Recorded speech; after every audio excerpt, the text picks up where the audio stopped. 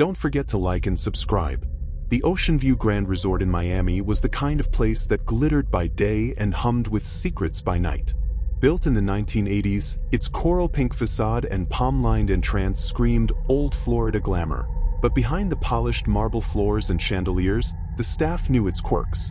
The AC groaned in the summers, the elevators occasionally shuddered between floors, and the sixth floor, the one with the partial ocean views, had a reputation. Housekeepers joked about flickering lights and cold spots in the hallway. Guests rarely noticed, of course. They were too busy sipping mojitos by the infinity pool. I'd taken the security job 2 years earlier after a string of dead-end gigs. At 28, I was still figuring things out, and the Ocean View's $22 an hour wage, plus free parking, was enough to keep me afloat. My co-workers were a ragtag crew: Marisol, the front desk manager with a side hustle selling vintage jewelry on Etsy; Javier, the night auditor who moonlighted as a salsa instructor; and Mrs. Ruiz, the head housekeeper, who'd worked there since the Reagan administration and knew every skeleton in the hotel's closet. Literally, maybe. The erratic scheduling was brutal. One week, I'd work 6 a.m. to 2 p.m., the next, 10 p.m. to 6 a.m. My circadian rhythm was a dumpster fire, but the job itself wasn't hard. Mostly, I patrolled the garages, broke up poolside parties, and escorted drunk guests back to their rooms. Until that Thursday night in July. It had been a slow shift. Miami's summer humidity clung to everything, and the lobby's AC was losing its battle against the heat. Marisol was filing her nails behind the desk, while Javier scrolled through dating apps on his phone. We'd just finished arguing about whether the hotel's signature coconut shrimp was overrated. It was, when the phone rang. The caller ID read room 614. Security speaking. How can I help? The voice on the other end was ragged, like the man had been running. You need to come up here. There's someone in one of the rooms. I heard screaming. It's not right. Which room, sir? I don't know, down the hall. Just get up here. I glanced at the security monitors. The sixth-floor camera showed an empty hallway. I'll send someone right up. Marisol raised an eyebrow as I hung up. Trouble? Room 614. Guy says there's a situation down the hall. Sounds panicked. Javier snorted. 614's vacant. Maintenance cleaned it this morning. Then why is someone calling from it? The three of us stared at one another. Marisol pulled up the registry. No one's checked in there since Monday. You sure it wasn't a prank? The man's voice had been too raw, too shaky, for a prank. I'm going up. The elevator music, a tinny rendition of Hotel California, did nothing to ease the knot in my stomach. When the doors opened on the sixth floor, the hallway stretched out silent and still. No slammed doors, no voices, just the faint whir of the ice machine at the far end. Room 614 was halfway down the corridor. I knocked hard. Security. Anyone there? Nothing. I pressed my ear to the door. No TV, no footsteps. Just the muffled whoosh of the AC vent. As I turned to leave, the door to 609 cracked open. An elderly man in a striped bathrobe squinted out. His hands trembled. You hear about the noise? He whispered. What noise, sir? Around 10:15. Sounded like a fight. Furniture crashing, someone yelling, let me go. Then, nothing. He glanced nervously down the hall. I almost called security myself, but my wife said not to get involved. Did you see anyone? No. But after it stopped, I heard a door slam. Near the elevators, maybe? I radioed Javier. Call room 614 again. 30 seconds later, still no answer. And the system showing red, no guests, no keys issued. The master key slipped into the lock with a click. The room was pristine. No suitcases, no toiletries, just the sharp citrus smell of industrial cleaner. The bed sheets were taut enough to bounce a quarter off of. But when I checked the phone, the receiver felt warm, like it had been used recently. Then I noticed the balcony door. Slightly ajar, the sheer curtains fluttering in the salt breeze. Maintenance always locked those. I stepped outside. The balcony overlooked the resort's sprawling gardens and, beyond them, the midnight black Atlantic.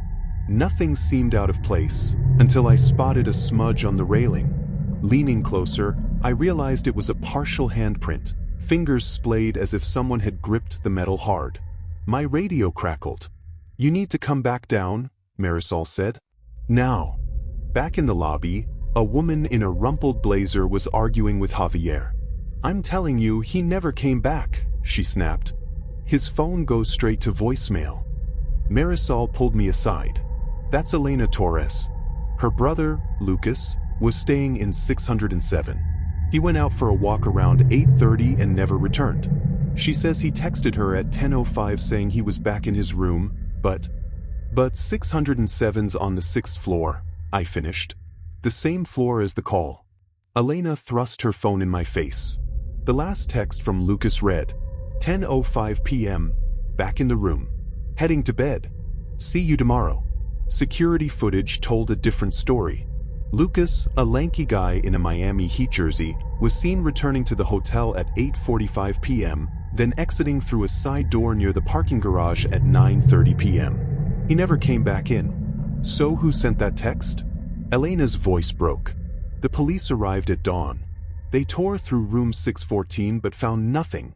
No fingerprints, no DNA, no signs of a struggle. The handprint on the balcony? Could have been there for days, the lead detective shrugged. But I couldn't let it go. Over the next week, I combed through old logs. Turns out, room 614 had a history. In 2015, a CEO named Arthur Bremer vanished during a conference. His belongings were left behind, his phone and wallet still on the nightstand. The case went cold. Then there were the stories from staff. A bartender claimed a woman in a blue dress haunted the 6th floor, but Mrs. Ruiz shut that down. "Ghosts don't make phone calls," she muttered. The final twist? The serial number from room 614's phone didn't match the inventory. When I reported it, the hotel's GM brushed me off. Must have been a mix-up during renovations. But renovations were in 2012. Lucas Torres was never found. No body, no ransom note, no activity on his bank accounts. The police speculated he drowned. Riptides are nasty this time of year, but Elena refused to believe it. As for the call from room 614, the official report blamed a technical malfunction. The hotel quietly replaced the phone and offered Elena a free weekend stay, which she declined. But sometimes, when I'm working nights, I'll ride the elevator to the 6th floor. I'll stand in that empty hallway, listening. Once, I swear I heard a muffled ringtone behind 614's door. When I tried the key, the room was dark, the balcony locked, the phone cold. I still wonder about the man on the line that night. Was he a victim? A witness? Or something else? And why did Lucas's last text come after he'd already left the hotel? The Ocean View Grand still glitters, of course. The palms sway, the pool sparkles, and the 6th floor stays booked. But I don't work the night shift anymore. The rain-slicked streets of downtown Portland glowed amber under flickering streetlights on the evening of October 12, 2022, as my taxi pulled up to the Evergreen Inn. My company had booked the boutique hotel for a 3-day tech conference, though its charm wasn't immediately obvious beneath the Pacific Northwest drizzle. The lobby smelled of cedar and bergamot, its mid-century modern decor feeling more like a hipster Airbnb than a corporate-approved stay. At check-in, the clerk, a 20-something with sleeve tattoos and a name tag reading Jasper, handed me a brass keycard for room 312. "Top floor, quiet corner," he said. "Elevator's out of service, but the stairs are just past the fern wall." The climb to the 3rd floor left my dress shoes clicking hollow echoes in the narrow stairwell. When I reached the hallway, the hum of a vending machine buzzed somewhere unseen. Room 312 waited at the dead end, its navy blue door slightly ajar. Odd, I thought, nudging it open with my suitcase, only to freeze. "Evening, neighbor." A man stood in the doorway of room 314, backlit by the warm glow of his bedside lamp. He looked to be in his late 40s, with a salt and pepper beard and a maroon sweater that hung too neatly on his frame. Before I could react, he strode forward, hand outstretched. "Martin Voss," he said, his grip cold and deliberate. "Saw your name on the concierge ledger. You here for the cybersecurity summit too?" I hesitated. "Evan Cole." The lie came easily. My corporate badge read Evan Mitchell, but paranoia from 2 layovers and 3 airport coffees had me second-guessing every stranger. Martin's smile didn't reach his eyes. "Well, hope you're a heavier sleeper than the last guy." He chuckled, retreating into his room without explanation. By 1:14 a.m., the digital alarm clock cast jagged shadows as I lay awake, replaying Martin's comment. Outside, the neon Powell's Book sign across the street pulsed red through the blinds. I'd just begun to drift off when a metallic creak snapped me alert. Through the slit beneath the door, a shadow stretched long and thin, someone crouching. A faint click echoed like a camera shutter. I bolted upright, heart hammering. "Hello?" No response. The shadow retreated, footsteps receding down the hall. The next morning at 9:55 a.m., under the gray drizzle of Portland's October sky, my coworker Clara smirked over her matcha latte as we filed into the conference hall at the Portland Tech campus. I'd mentioned nothing about Martin, but the dark circles under my eyes betrayed me. "Jet lag or poltergeists?" she asked. "Just weird vibes at the hotel," I muttered, thumbing through the summit agenda. Keynote speeches, networking breaks, a dinner at 7 p.m. sharp. Clara lowered her voice. "You're at the Evergreen, right? Heard it's haunted.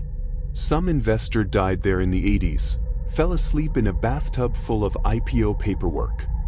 She winked, but the joke landed hollow.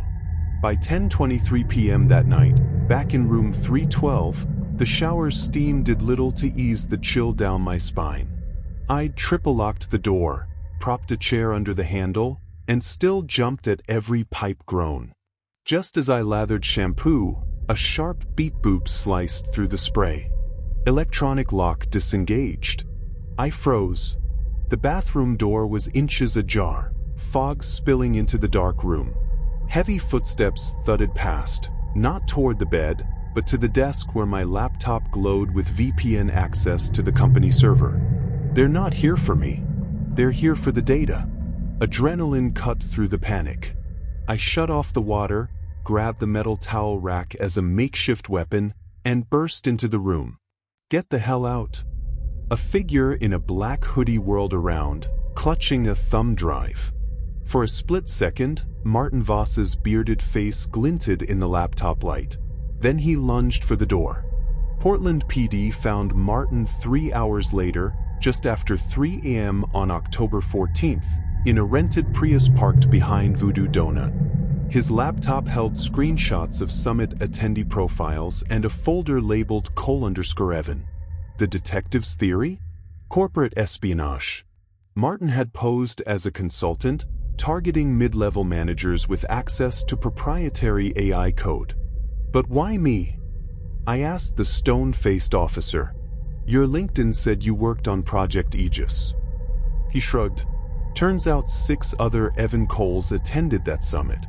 You were target number 4. No charges were filed. Martin vanished into a web of shell companies, and the Evergreen encompassed my stay with a free cocktail voucher. But sometimes, when my keycard hesitates in a hotel lock, I still hear his chuckle in the silence. "Hope you're a heavier sleeper." Our annual spring getaway had always been a sanctuary, a chance to escape the grind of suburban life in Cincinnati. This year, we'd chosen Azure Shores Resort, a secluded haven on Little Torch Key in the Florida Keys. The brochures promised powdery white beaches, turquoise waters, and a sprawling pool complex with waterfalls and slides. 4 months, my wife Claire and I saved up, dreaming of lazy days under palm trees while our boys, Noah, 12, and Lucas, 8, burned off energy in the sun. We arrived on March 18th, the tail end of spring break crowds. The resort buzzed with families, but our corner suite on the 4th floor felt private, overlooking a mangrove-lined lagoon. Noah, ever the adventurer, unpacked his snorkel gear immediately. Lucas, quieter but curious, pressed his face to the balcony glass, watching parrots flit between the trees. By noon, we were poolside. The main attraction was Hurricane Bay, a massive water park with slides named after storms. Claire and I claimed 2 lounge chairs under a thatched umbrella, sipping piña coladas as the boys vanished into the chaos of screaming kids and echoing lifeguard whistles. Around 3 p.m., I went to check on them. Noah was easy to spot, racing friends down the Category 5 slide. Lucas, though, was missing. My chest tightened as I wove through the crowd, finally spotting him near a shaded cabana at the pool's edge. He was kneeling in the shallow water, building a sandcastle with a boy his age. Beside them, a couple reclined on loungers, a woman in a wide-brimmed straw hat and a man with a salt and pepper beard, both engrossed in paperbacks. "Dad!" Lucas beamed. "This is Dylan. He's from Canada." I nodded at the couple. "James," I said, extending a hand. The woman glanced up, her smile thin. "Marissa," she replied, not taking my hand. The man didn't look up. "Dylan invited me to a bonfire tonight." Lucas added, "They're roasting marshmallows." I shot through my veins. "Oh, that's generous," I said carefully, "but we've got plans." I steered Lucas away, Marissa's eyes boring into my back. Back in the room, Claire agreed it was bizarre. "Who invites a kid without talking to the parents?" she muttered, pacing. We opted for an early dinner at the Salty Pelican, the resort's dockside grill, hoping to avoid the family. But as we returned to the elevator at 6:45 p.m., the doors opened to reveal Dylan and Marissa. The boy clutched a stuffed dolphin, his mother's hand vice-gripped on his shoulder. "There you are," Marissa said flatly, her gaze locked on Lucas. "We've been waiting. Dylan's so excited for the bonfire." Claire stepped forward, shielding Lucas. "We already ate," she said firmly. Marissa's smile twisted. "Pity." She yanked Dylan into the elevator, the doors closing on her hollow stare. We deadbolted the door that night. Still, at 2:17 a.m., Noah shook me awake. "Lucas is at the door." I lunged into the hallway. Lucas stood barefoot, fiddling with the lock. A muffled voice seeped through the door. "Open up, buddy. Let's go see the dolphins." "Lucas, move." I roared, shoving him aside. The voice outside fell silent. I flung the door open to see a shadow, the bearded man, sprinting down the hall. I chased him past rows of identical doors, my bare feet slapping cold tile. He vanished into the stairwell, but when I threw it open, there was only the hum of fluorescent lights. The night manager, Carlos, met us in the lobby. His flashlight beam trembled as he spoke. "No cameras in the halls, can't access guest records without a police warrant." His shrug was infuriating. "Maybe a prank?" Claire's voice cracked. "Our son was targeted." Carlos offered a partial refund and a transfer to Marina Crest Resort, a gated property 40 minutes north. We packed in the dark, the boys crying silently in the rental car. At Marina Crest, security patrolled nightly. Key cards were required for elevators. Yet, sleep eluded us. What gnaws at me, Dylan's family checked out before dawn, according to Azure Shores. No trace. A housekeeper whispered that the bearded man had asked about our room number earlier. Online, I found a 2022 news article. A boy matching Dylan's description went missing in Nova Scotia. Kyle Peterson, 8, last seen wearing a blue shark t-shirt. We filed a police report, but without evidence, it went nowhere. Predators don't lurk in dark vans. They blend in, smiling parents with kids just like yours. They exploit trust, weaponizing the unspoken rule that families protect families. Azure Shores still advertises family-friendly fun. I wonder how many other kids have stood at that door, listening to a voice that sounds almost like Dad's. We don't take spring break trips anymore.